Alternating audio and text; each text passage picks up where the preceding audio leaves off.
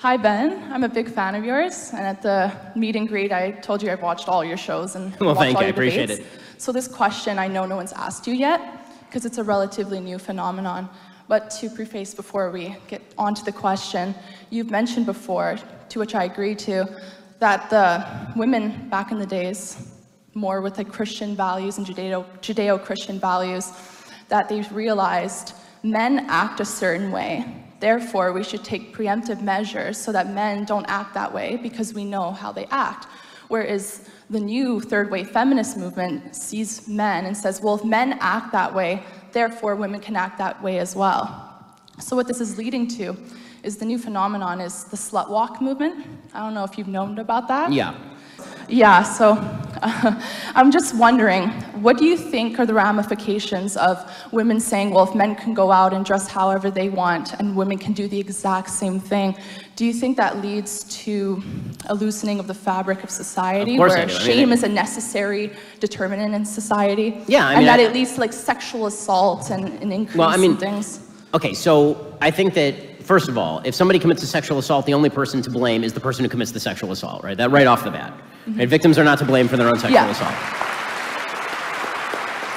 I also think that if you put yourself in a risky situation, then you've put yourself in a risky situation, right? We do this every day, right? Every day we make decisions about what sort of situations to put ourselves in.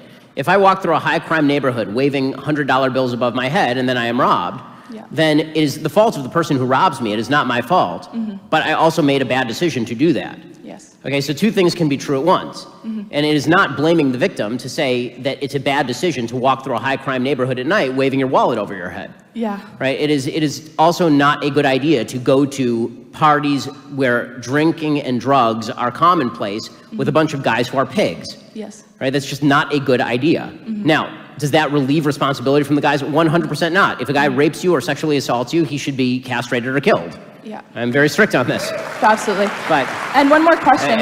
One of the things that I hate so much about this conversation is that people assume two things can't be true at once. That if I think that rape is bad, and I also think that you shouldn't make decisions that heighten your own risk factor, that I'm somehow blaming the person who heightened the risk factor for the bad thing that happened to them. No, two things can always be true at once, and normally they are. Yeah, I just think the slut walk's increasing the sexual liberation. You know, as far as slut walk, again, I don't know why anybody would be prideful about their own promiscuity, man or woman. Yeah. It's confusing to me. As somebody who is a virgin until marriage, and very proudly so, and believe that that has made my relationship with my wife better and stronger and holier, I am perfectly consistent on this. I hold women to a particular standard, I hold men to a particular standard. That standard is being classy. Yeah. I know that word has kind of lost some of its meaning these days, but being classy.